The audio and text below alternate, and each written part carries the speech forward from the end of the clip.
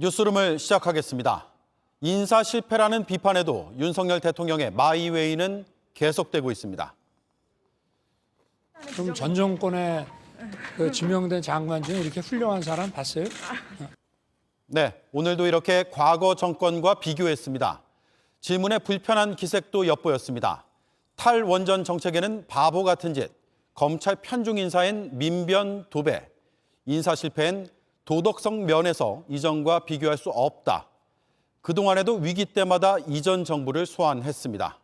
이처럼 절대평가가 아니라 상대평가에 치중하다 보니 여당에서조차 내로남불이란 비판이 나왔습니다. 첫 소식 하예빈 기자입니다. 장관 인사에 실패했다는 지적에 대해 윤석열 대통령은 이렇게 되물었습니다. 전 정권에 지명된 장관 중에 이렇게 훌륭한 사람 봤어요? 박순애 사회부총리 겸 교육부 장관은 음주운전, 갑질 논란이 불거졌지만 오늘 임명장을 받았습니다. 어제 지명된 송홍열 공정거래위원장 후보자도 성희롱 의혹이 불거졌습니다. 특히 김승희 전 복지부 장관 후보자는 정치자금법 위반 의혹을 받고 스스로 물러났습니다. 논란을 미리 검증할 수 있지 않았냐는 질문에도 다른 정권과 비교해보라는 답이 돌아왔습니다. 인사는 대통령이 책임을 진다 이 말인데 그렇습니다. 사전에 충분히 검증 가능한 것들이 많았거든요. 이게 다른 정권 때하고 한번 비교를 해보세요. 사람들의 가질이나 이런 거를. 윤 대통령은 대답을 마치고는 바로 자리를 떠났습니다. 윤 대통령은 오늘 질문 2개에만 답을 했습니다. 매일 5개 안팎, 많게는 8개의 질문에 답한 날도 있었습니다. 대통령실 관계자는 질문을 너무 많이 받는다는 이야기가 있었다며 같은 질문이 반복돼 적게 받은 것 같다고 했지만 사실상 불편한 질문에 답을 피한 게 아니냐는 해석이 나옵니다. 민주당에선 비판이 쏟아졌습니다. 윤석열 대통령도 전 정부 인사인데 자기 모순 아닙니까? 자기가 자기 자신을 욕할 수 있나요? 그래서 그분이 문재인 대통령 하에서 검찰총장 하신 고위급 인사 아닌가요? 국민 정서와 동떨어진 황당무계한 궤변을 늘어놨습니다. 민심을 완전히 무시하는 오만과 독선의 개탄을 금하지 않을 수 없습니다. JTBC 하혜빈입니다. 네, 만취 음주운전 전력이 있는 박순애 사회부총리에게 윤석열 대통령은 오늘 임명장을 줬습니다. 그러면서 언론과 야당의 공격을 받느라 고생했다고 했습니다. 풀어서 얘기하자면 후보자 검증과 비판을 공격으로 받아들였다는 얘기죠. 민주당은 잘못을 인정하지 않으려는 고집불통이라고 비판했습니다. 최규진 기자입니다. 윤석열 대통령은 박순애 부총리에게 임명장을 주면서 임명이 늦어진 걸 부각했습니다. 그러면서 언론과 야당을 향해 뼈 있는 말을 했습니다. 임명이 늦어져가지고 언론에 또 야당에 공격받느라 고생 많이 했습니다. 소신껏 잘하십시오. 박 부총리는 지명된 지 40일 만에 임명장을 받았습니다. 그 사이 과거 음주운전 전략이 드러나고 논문 표절 의혹과 갑질 의혹이 잇따랐습니다. 이와 관련한 언론 보도를 윤 대통령은 공격이라고 표현한 겁니다. 윤 대통령은 앞서도 새 정부 정책이나 인사를 놓고 논란이 제기되면 언론 탓을 했습니다. 그래서 저는 참 어떻게 보면 황당한 이런 상황을 보고 또 언론에서는 마치 무슨 치안감 인사가 번복됐다고 하는데 번복된 적도 없고. 민주당은 오만한 태도라고 비판했습니다. 자신의 잘못을 인정하지 않으려는 고집불통의 윤석열 대통령은 국민의 목소리가 언론과 야당의 공격으로만 들리는 것 같습니다. 대통령실은 윤 대통령의 오늘 발언에 대해 후보자의 임명이 늦어진 상황을 위로한 것이라고 해명했습니다. 또 국회에서 인사청문회가 열리지 않은 상황에 대한 답답함을 포괄적으로 드러낸 것으로 이해해달라고 했습니다. JTBC 최규진입니다.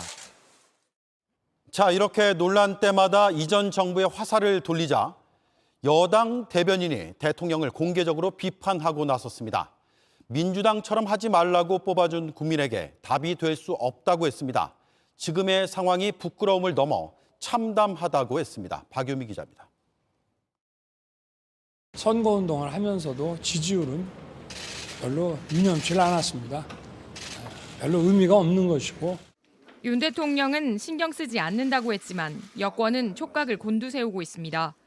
지지율이 이렇게 떨어지는 가장 큰 이유는 경제 민생의 그 복합적인 위기 때문에 그렇거든요. 지지율 반등이 쉽지는 않다 그렇게 보고 있습니다.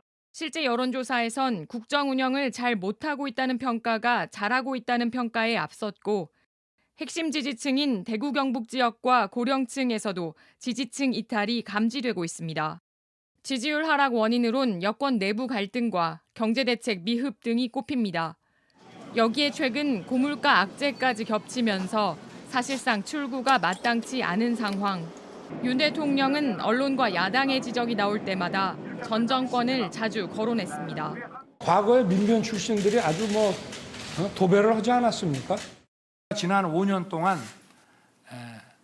바보 같은 짓을 안 하고 이 원전 생태계를 더욱 탄탄히 구축했더라면은 정권 교체로 더 나은 정부를 만들겠다는 지향점을 제시하는 대신 책임만 떠넘긴다는 비판이 나왔습니다. 본인이 다르게 하면 되는 것이지 전 정부가 이렇게 했으니까 나도 할래. 이거 얼마나 좀 1차원적인 접근입니까? 급기야 여당 대변인이 같은 잘못을 저지르고 내로남불이라 지적하는 상황이 참담하다며 대통령을 공개 비판했습니다. 민주당처럼 하지 말라고 뽑아준 거 아니냐는 국민의 물음에 대한 답변은 될 수 없다는 겁니다. 대통령실 관계자는 국정 운영과 관련해 전반적으로 돌아봐야 한다는 지적을 귀 기울여 듣고 있다고 밝혔습니다. JTBC 박유미입니다. 네, 대통령을 공개 비판한 여당의 인사 바로 만나보겠습니다. 박민영 국민의힘 대변인입니다. 안녕하십니까? 네, 안녕하세요. 네, 부끄러움을 넘어 참담하다고까지 했습니다. 특히 어떤 점에서 심각하다고 느끼셨습니까? 저를 비롯한 2030 세대 청년들이 최초로 이 보수 정당인 국민의힘을 사실상 지지하지 않았습니까? 저는 그 기저에는 이 문재인 정권에 대한 그런 실망감이 깔려 있었다라고 생각을 합니다. 그런데 이게 인사의 어떤 실패를 넘어서 그것들을 이제 전 정부와 비교하는 식의 발언이 저는 이 과거 문재인 정부에 실망했던 청년들에게 또 다른 실망감을 안겨줄 수밖에 없다라고 생각을 했거든요. 그러니까 만약에 대통령께서 이 국정이 지체가 되고 있기 때문에 부득이하게 임명할 수밖에 없었다라고 말씀을 하셨다면 저도 적극적으로 아마 옹호를 했을 겁니다. 그런데 사실 오늘 발언은 좀 과거의 그런 이명박 박근혜 정부를 탓하던 그런 민주당과 저는 크게 다르지 않다. 이런 것들은 어떤 청년들의 눈높이에 맞지 않다. 네. 이렇게 생각을 했고요. 제가 당의 대변인이기에 앞서 저는 국민의 대변인이 되어야 한다라고 생각을 하고 그런 의미에서 당의 자정 능력이 아직은 살아있다는 것을 적어도 이런 지점에서는 아무런 비판 없이 몰락의 길을 걸었던 민주당과 다르다는 것을 좀 보여주고 싶었습니다. 네. 자, 다시 얘기하자면 윤석열 대통령은 줄곧 전 정권보다 낫다라는 취지로 답변을 했거든요. 이런 나름의 인사 기준이 국민의 동의를 받기 어렵다. 이런 말씀입니까? 그 말씀의 취지 자체는 세심하게 살펴보면서 맞다라고 생각을 합니다. 실제 이 문재인 정부 1기 내각을 보면 약 20여 명의 그런 장관급 인사들 중에 그 문재인 정부가 직접 천명한 이 5대 인사 배제 원칙이 있지 않습니까? 이에 부합하는 인사가 6명 남짓밖에 되지 않았습니다. 이제 그런 의미에서 윤석열 정부의 지금 인사가 더 낫다라고 판단할 수도 있겠는데요.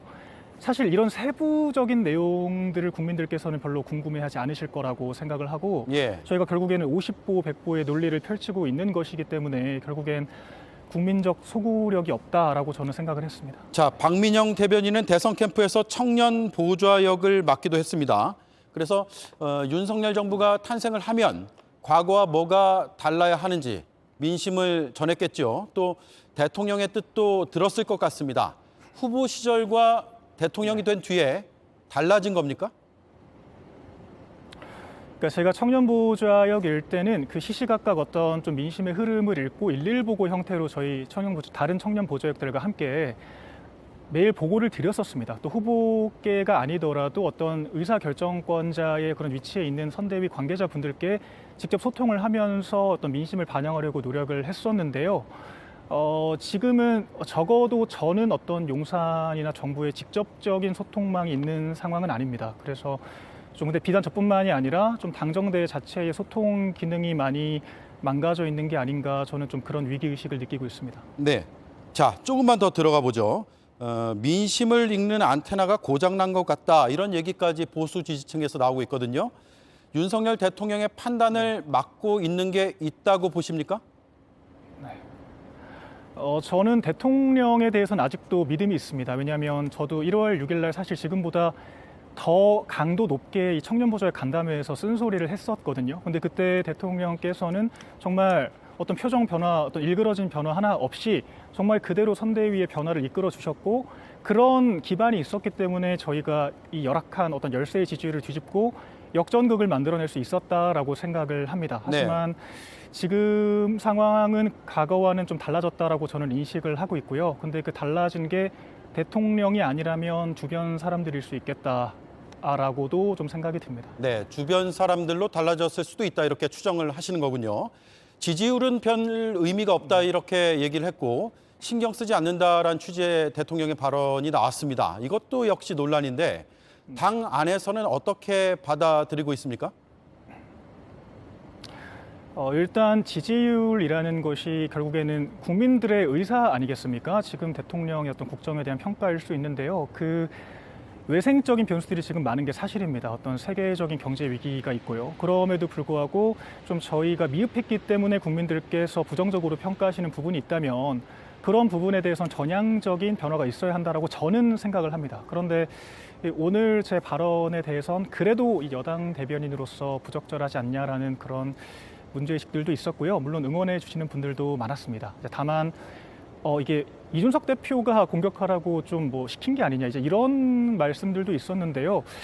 그 사실 제가 오늘 한 이 발언 때문에 가장 난처한 사람이 바로 이준석 대표일 겁니다. 왜냐하면 지금 윤심의 향방에 모두가 이 촉각을 세우고 있는 가운데 어찌 보면 이 방금과 같은 그 오해를 살 수 있는 발언일 수 있으니까요. 그래서 일단은 제 개인의 의견, 그러니까 당의 대변인이지만 국민을 대변하고자 하는 이런 젊은 대변인의 위치에서 제가 우려를 개인적으로 전한 것이다. 일단 이렇게 말씀을 드리겠습니다. 알겠습니다. 자, 마지막으로요. 짤막하게 답변을 좀 부탁드리겠습니다. 박순애 사회부총리는 의혹이 많았습니다. 만취 음주운전 비롯해서 많았죠. 계속 논란이 될 것 같습니다. 지금이라도 물러나는 게 수순이라고 보십니까? 전 앞에도 말씀드렸지만 이 정부 여당으로서 이 국정 지체에 대해서도 고려하지 않을 수 없다라고 생각을 합니다. 그래서 대통령께서 어떤 사과의 말씀을 하시면서 부득이한 사정을 설명했다면 저는 옹호했을 거라고 말씀을 드렸지 않습니까? 그런 맥락에서 저희가 더 이상 이런 어떤 장관의 낙마에 의한 이 국정 혼란에 대해서도 고려하지 않을 수가 없고, 그래서 당장 어떤 낙마를 시키거나 어떤 자진 사퇴 뭐 이런 제가 그런 것에 대해서 말씀을 드리기보다는 당장 어떤 이제 주어진 위치에서 좀 역량을 잘 발휘해 주셔가지고 이 국정 안정에 기여를 해주셨으면 하는 바람이 있습니다. 네, 알겠습니다. 오늘 말씀 여기까지 듣겠습니다. 국민의힘 박민영 대변인이었습니다. 고맙습니다. 네, 감사합니다. 네. 자, 성희롱 논란의 당사자죠. 공정거래위원장 후보자가 오늘 또 사과했습니다. 알려진 내용은 대부분 맞고 깊이 반성하고 있다고 했습니다. 자격이 문제가 된다면 낙마할 생각까지 한다고 했습니다. 장서윤 기자입니다. 공정거래위원장 후보자로 지명된 송옥렬 서울대 로스쿨 교수는 오늘 기자 간담회를 열었습니다. 공정거래 정책 방향을 설명하기 위한 자리였지만 성희롱 논란에 초점이 맞춰졌습니다. 송 후보자는 과거 제자들에게 성희롱을 했다는 의혹에 대해 인정하고 사과했습니다. 팩트는 맞습니다. 우선 팩트는 맞고요. 제가 너무 잘못했다고 생각을 많이 했습니다. 어디 진짜 숨고 싶었어요. 내가 왜 그런 일을 했을까. 만취해서 일어난 일이라며 이유를 설명했습니다. 분위기를 조금 띄운다고 막 술을 돌리고 하다가 그래서 너무 만취 상태에서 사실은 이렇게 막 아무 얘기나 거기서 만취를 하게 됐다는 것이 저는 가장 지금 후회되는 뼈 아픈 점이고요. 고개를 숙이며 자격이 없으면 받아들이겠다고도 했습니다. 도저히 이것 때문에 이거는 아니다. 이 일은 아니다 그러면 저는 흔히 말하는 뭐 낙마 그런 부분들까지도 저는 생각을 하고 있고요. 송 후보자는 2014년 학생 100여 명과의 술자리에서 넌 외모가 중상, 넌 중하라며 품평한 것으로 전해졌습니다. 또 한 여학생에게는 다른 남학생을 가리키며 너 얘한테 안기고 싶지 않냐? 나는 안기고 싶은데 라고 한 사실도 알려졌습니다. 대통령실은 검증 과정에서 이 내용을 확인했지만 당시 후보자가 진심으로 사과하고 학교에 처분이 없었다는 점을 고려했다고 설명했습니다. 지명 절차에는 문제가 없다는 겁니다. 민주당은 부실 인사라고 강하게 비판했습니다. 대통령의 사법연수원 동기라서 인사검증이 제대로 이루어지지 않았다기에는 인사검증의 부실이 너무 심각합니다. 경제정의실천 시민연합은 성희롱 발언이 문제일 뿐 아니라 대기업 사회이사 출신이라 이해충돌 소지가 크다며 자진 사퇴를 요구했습니다. JTBC 장서연입니다.